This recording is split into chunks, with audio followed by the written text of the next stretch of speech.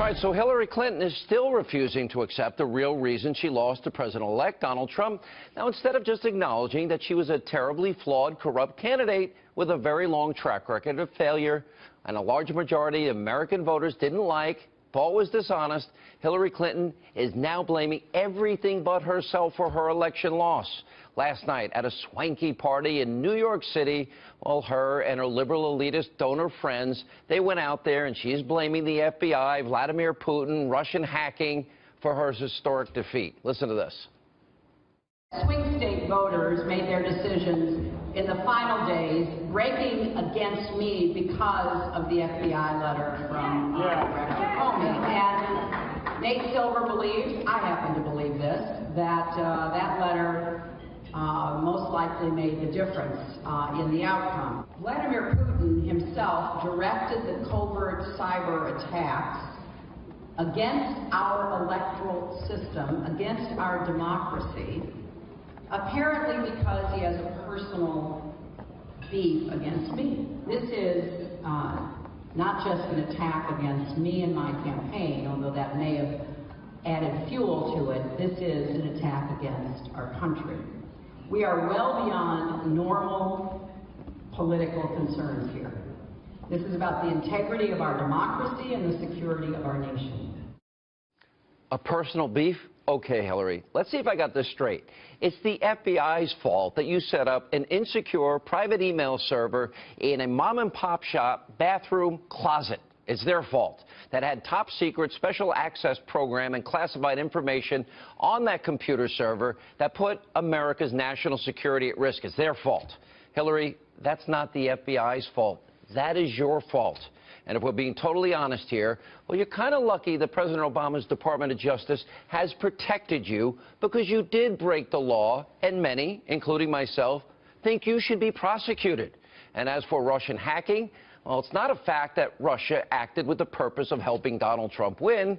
So you need to stop saying that because you're lying to the American people, yet again, something you do often. Now, Fox News has learned that an internal CIA memo confirms that the intelligence community is now in agreement that Russia sought to interfere in the election, but the memo does not include a reference that there was an intention to aid Donald Trump. Now, the CIA has been taking the lead on this. Well, that's the same agency that lied to the American people, all of you watching, by changing the Benghazi talking points to say terrorism was not to blame. Their argument, spontaneous demonstration related to a YouTube video, and the demonstrators just happened to have mortars and RPGs in their back pocket. Really? Now, President Obama reacted to Clinton's claim at his year-end press conference earlier today. Listen to this. When I saw President Putin in China, I felt that the most effective way to ensure that that didn't happen was to talk to him directly and tell him to cut it out. There were going to be some serious consequences if he didn't. 37% of Republican voters approve of Putin. For too long, everything that happens in this town, everything that's said, is seen through the lens of, does this help or hurt us relative to Democrats or relative to President Obama? Unless that changes, we're going to continue to be vulnerable to foreign influence because we've lost track of what it is that we're about and what we stand for. Obama's so tough. He told Putin and China to cut it out. Now, if the president's so concerned about interference in elections from foreign governments, then why did a congressional investigation find that back in 2014, an Israeli political group used 300,000 taxpayer dollars from the Obama State Department in a grant to create a political apparatus to try and defeat the Israeli Prime Minister Benjamin Netanyahu? In other words, Mr. President, were you trying to interfere in Israel's elections? Now, Clinton, Obama, and the left, they've also been pushing the idea that WikiLeaks worked hand-in-hand with Russia to release John Podesta's emails, but the facts, sadly for them, it says otherwise. Yesterday, I had the founder of WikiLeaks, Julian Assange, on my radio show, and he said Russia did not give him the Podesta emails. Do they have any proof? So far, they haven't presented it, but listen to Assange.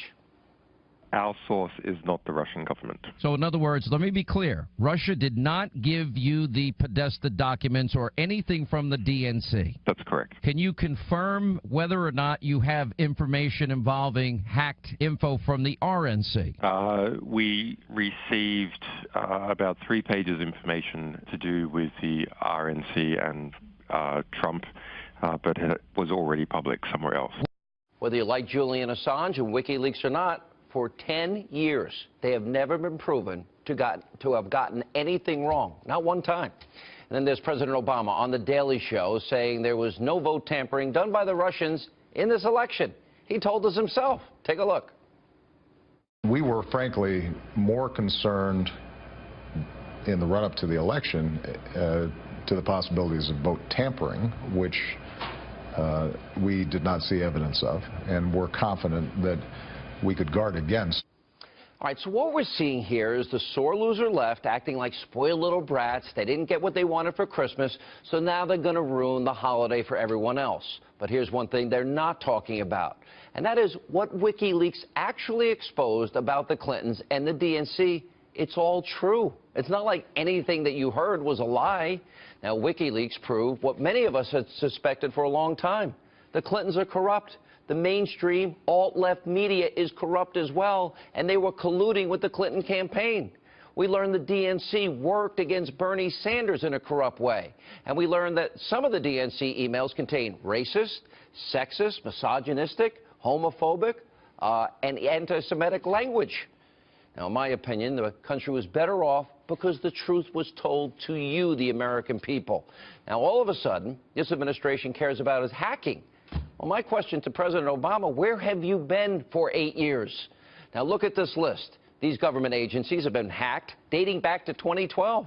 And the Obama administration, they didn't lift a finger to try and fix the problem. Now, I've said it many times on this program. Yes, Julian Assange is controversial. But did he not do us a favor? Did he not do us a favor by exposing one of our glaring weaknesses? And shouldn't we have been fixing it the last 8 years? So if the left is so upset about publishing stolen material, okay, if you're really consistent intellectually, where was the outrage when the New York Times published Donald Trump's stolen tax returns? They all reported it.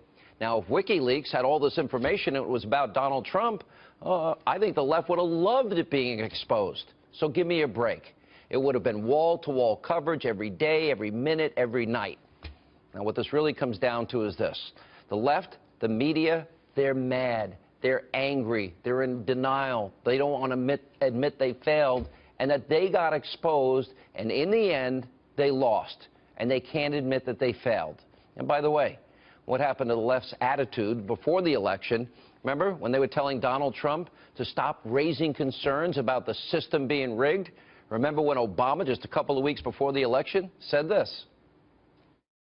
There is no serious person out there who would suggest somehow that you could even rig America's elections, in part because they're so decentralized and the numbers of votes involved. There's no evidence that that has happened in the past or that there are instances in which that will happen this time. And so I'd advise Mr. Trump to stop whining and go try to make his case to get votes. Yeah, President Obama and Hillary, they need to stop whining. There's Hillary Clinton. She did the same thing. Remember this before the election. That's horrifying.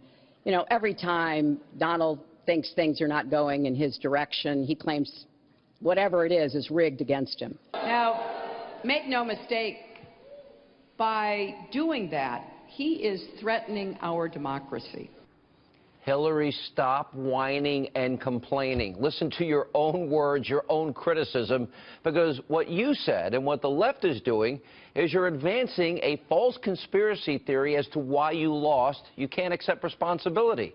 It's also time for Hillary to stop making it all about her. Now, for decades, she's been playing that same victim card, the same conspiracies, blaming all her troubles, all her many scandals on someone or something else. Remember back in the 90s when Hillary tried to blame the so-called vast right-wing conspiracy, all about Bill Clinton's misconduct. Let's blame somebody else. Take a look. The great story here for anybody willing to find it and write about it and explain it is this vast right-wing conspiracy that has been conspiring against my husband since the day he announced for president. This is what the Clintons do, sadly. They deny, they lie, then they point the finger, they pass the blame, and this is about as big a conspiracy as Roswell, New Mexico, and Area 51.